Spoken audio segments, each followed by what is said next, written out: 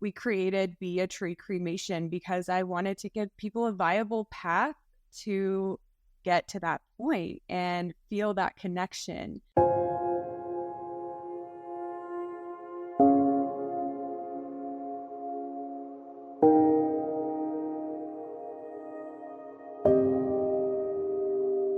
Hi, everybody, and welcome to another episode of the Glam Reaper Podcast. I'm your host, Jennifer Muldowney, aka the Glam Reaper.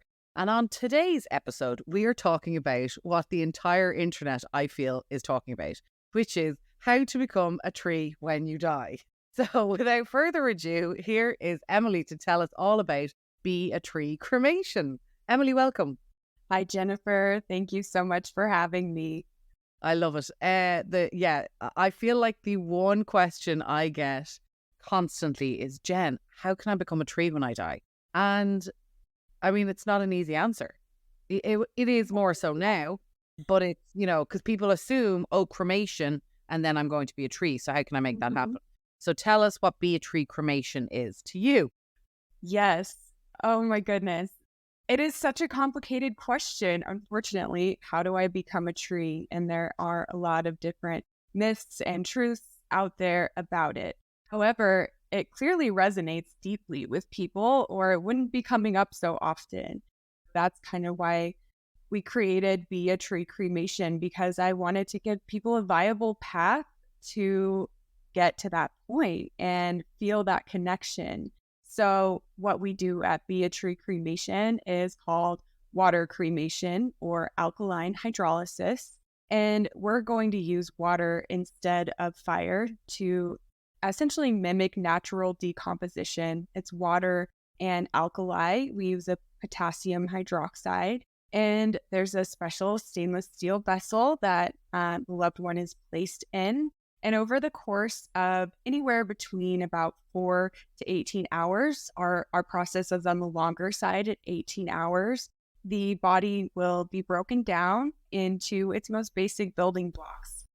So it's kind of like an alchemy of sorts. And at the end, we're left with two things. So we have the skeletal remains, and those will then be processed and eventually given back to the family in an urn with what we know as ashes. And then we also have this second really amazing thing that we don't get with standard cremation, which is this nutrient-rich, sterile liquid. We call this water cremation. It's a byproduct of the process. While it's not considered remains in any way, we see it as really sacred because it has nutritional value, and that's what goes back to the earth. So we actually, rather than putting it down the drain, which is what many water cremation providers do and is a viable option, we actually land apply it at different land partners across Colorado. So you are able to go back to the soil, nourishing grasses, flowers, trees, you name it, whatever is in that landscape, you are nourishing. And for the folks that do want to be a tree in a more literal sense, we do offer that as well. If someone wants to have one single dedicated memorial tree, they can do that.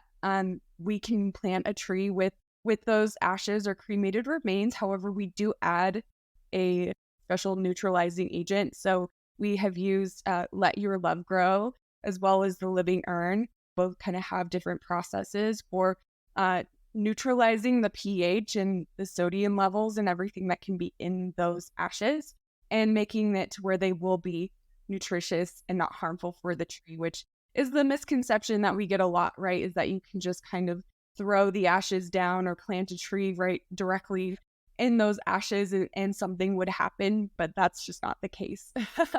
And that's the thing. And it comes down to just pure science. It's not, it's just a solution has to be added and then you become a tree. Yes. Well enough. Or ways, but it's not just kind of this like easy peasy thing. And you also see like the tree pod pop up a lot and go viral really every like 6 months or so. I feel like that goes viral again. And the tree pod isn't available and it's not real. And so that's... Let's make that clear. Capsuli mundi or whatever it's called is not real. It is pure fiction. It was a design, I believe. It was just a sort of a kind of an architecture, I think, But it's very similar to, what was that one? Not obviously. So water cremation, alkaline hydrolysis, also known as resomation, biocremate. I mean, it's kind of got a couple of different names. Yeah. Yeah, it helps it in its marketing because I think that's confusing for a consumer. Also on the inside, no, and we understand. But then there was, oh my God, can I not think? I remember her name, Susan, and it was from Sweden, and she developed, oh my God, I can't remember the name. Good Lord. Anyway, she developed a system, and like that, it was never a proven concept, but she was the queen of PR, public relations. She just betting it out there and like facilitating all this information. And I think she wanted maybe to do that to generate investment and stuff, but it never turned out. I know a company who tried what she was trying to do, and I think the pig's ear just fell off. It was a vibration. It was a freezing of quartz and then vibration. She did great with her publicity on the whole thing. So very interesting how all these little fake news items get out there. So here we have the actual how to be a tree. That's what we're just going to call this. How to be a tree. Full stop. End of story. Yes. So Emily, tell me, so there is a lot of contention about water cremation. And I say a lot in that, like everything, you know. I think burial's been around for so long that nobody questions it really, except for people who are sort of realize we're running out of burial space and how bad it is for the environment. Cremation, it just sort of took over and it's sort of now part of mainstream. And so will it ever get fully questioned? Who knows? So I think it is fascinating to me how any new innovation gets quizzed and pulled asunder. But here we are. So I will say two things, and I just want your thoughts on it. So you've already told us exactly what it is. So what do you say to people who are kind of saying, oh God, you know, now obviously you're not flushing it back into the water system, but there's this idea of flushing granny down the toilet. Now you're talking about gardening with granny, I guess. So what say to somebody who's sort of like, oh my God, that's hideous, or like what's your comeback to that? You know, we don't get that a whole lot when it's people who are actually sitting down with us or seeing our facility. Once they see it and really understand, a lot of that goes away. I think a lot of this can be just demystified by education. And, you know, we're never going to be for everyone, and that's okay. We certainly just want to give people a choice. And I mean, really, it comes down to some pretty simple factors for most people, which is it's gentle, not only on the body, but on the planet. You know, it's using a lot less energy. It's about 90% energy savings compared to a fire cremation, which is important to a lot of people in these times. And, you know, still getting the earn back. So a lot of times that's all people need to know. And again, the thing that makes us really different is that we are returning it to the soil. And for a lot of folks, that kind of overcomes that factor of feeling icky about it going down the drain or anything.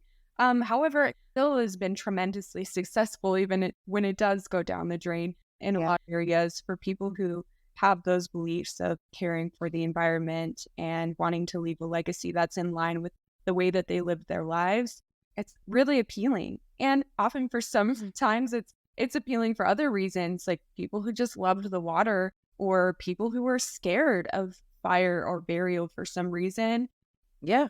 And the thing is, it's not always logical why people choose what they choose. We can apply all the logic in the world, but I know my own mother, once she tells me she doesn't want to be buried, she doesn't want the worms to get her. Okay, Mom, dead. Then she wants to be cremated because she'll be nice and warm. But then she doesn't want to be cremated because what if she happens to be alive when she's getting cremated? You know, and so none of it is necessarily logical. But I think that almost the wonderful thing about how we talk and express about death, and honestly our fears as well. You know, nobody wants to be buried alive, and then you see the movies and, you know, these crazy shows and stuff. So, and that brings me to another one is, unfortunately, thanks to Hollywood, I think what water cremation faces as well is, sadly, serial killers, when they wanted to get rid of a body, there was always the bath with the lime and dissolving the body. So again, it's these kind of images that are just placed in people's mind. Yes, absolutely. Yes. And as you say, there are kind of those things and that scrutiny applied to anything that's new. Yeah. Because when all reality, when you take a step back and look at any disposition method that is available to us, or really just death and decomposition in general, it's not always super appealing. There's an aspect of death that we have to face that's really uncomfortable, and scrutinizing any kind of new method that comes out there is just kind of par for the course, and like completely natural and normal. So try not to get caught up in it.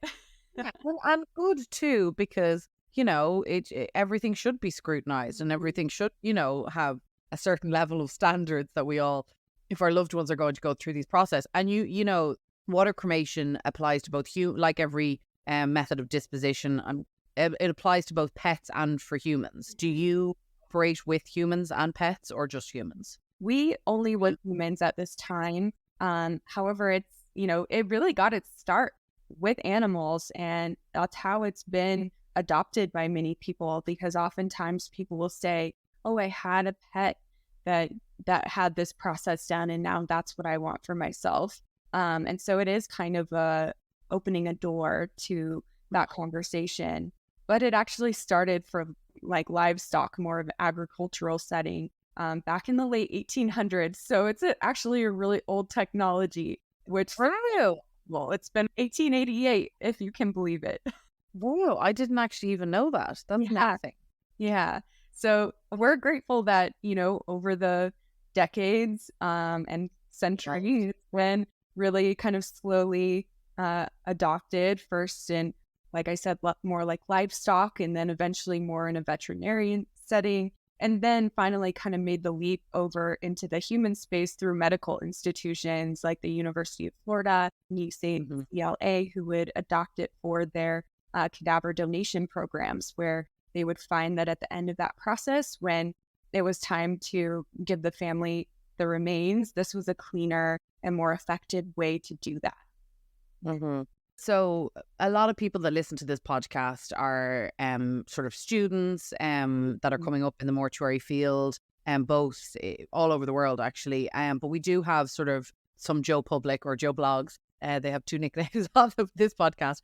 So talk them through exactly, if you don't mind. I know you've kind of talked it through a little bit, but so the body is placed on a tray and placed in a cylinder. And can you just talk us through sort of exactly from start to finish in terms of, without obviously going into too much gory details, but just giving us the science behind it, if that's okay, and how the water that comes out is so sterile and everything, if that's okay. Absolutely. Yeah. So kind of starting from the beginning, someone comes into our care. We don't do embalming or anything.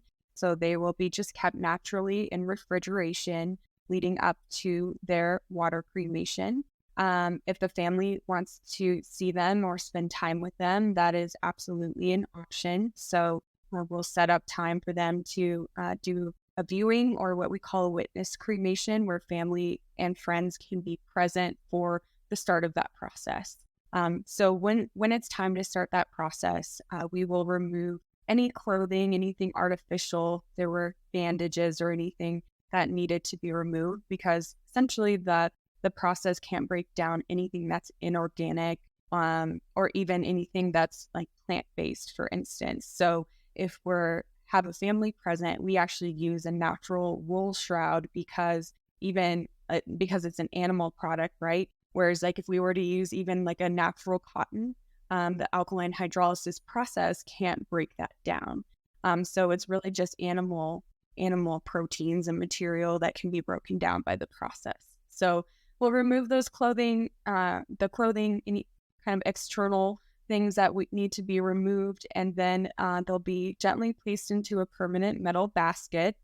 We measure out, potassium hydroxide is the alkali chemical that we use based on their weight, but ultimately it ends up being about 95% water and only about 5% of the alkali. And then they'll be just gently placed inside the chamber, and it's fully closed and latched. And then it fills up with water, and that same water in our system heats up to just under 200 degrees. So our vessel does not exceed the boiling point, which is another common misconception, is that we're boiling people, but that doesn't happen. It's just, right up to that point because the heat helps accelerate the process.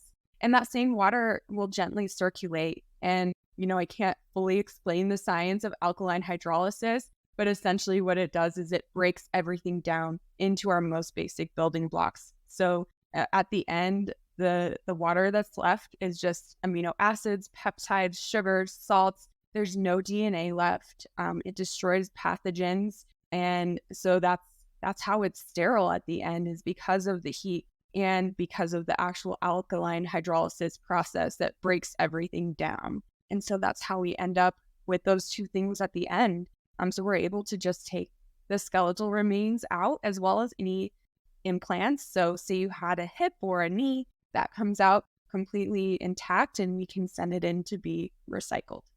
And the skeletal remains, they're broken down. The final breakdown is similar to cremation, as in it's put into and they're ground down into the ash form, right? Exactly. Yes. So in our case, they do have to air dry for a couple of days. Once they're fully dry, we have the same equipment that any crematory would have to break down the remains into a powder-like substance that goes back to the family in an urn, or can go on to something like parting stone or a turnabout to be made into something else. And so most people, again, another misconception, don't realize that with the ash from fire cremation is also primarily bones and skeletal remains because everything else is burned away. So it is very similar in composition. Yeah. And yes, so much more gentler on the environment. Yes. Yeah, by a lot, so I kind of come from the traditional funeral space. I'm not a funeral director, but I did work for a big corporation that owns and operates thousands of funeral homes. And I was shocked to find out the impact that fire cremation has. It's about the equivalent of driving 600 miles in your car. And so that's a lot of resources just to kind of treat your body at the end of your life. And yeah. I was also so shocked when I learned, because I kind of came into it really not knowing anything like average consumer when I started in this industry, learning about the concrete vaults that we place under the ground. And honestly, that's kind of was my moment of feeling this kind of sinking feeling in my stomach that my own loved ones weren't actually back with the earth under the ground. Even if you're cremated and placed in a cemetery, you're still in a vault. So sort of disconnect between nature was really what prompted me to start looking at other options. Yeah. And so is Tree Cremation, it is your baby, you own it. You said you're not a funeral director, but this is your business. It is, yes. I'm, really fortunate in one sense and not so much in another sense. I really created this out of a legacy of my own mother, who I lost to suicide when I was young. So because of that loss, I kind of had this curiosity and this openness around death that I don't think that I would have had otherwise. And also I had the means, to create this business without having to go get investors and convince anyone that it was a good idea. So it's really a legacy around her death. Oh, well, that's amazing. And it's a very good legacy. As we said at the start, if you want to be a tree, which is what anybody's talking about on the internet. So if your mum has started this forest as such, which is a lovely thing to have. Quick question.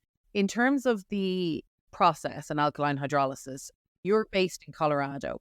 So I'm here in New York, but state by state, obviously, for me, it's always the thing I always say, it's the most ironic thing about America is it's the United States of America, and there's nothing.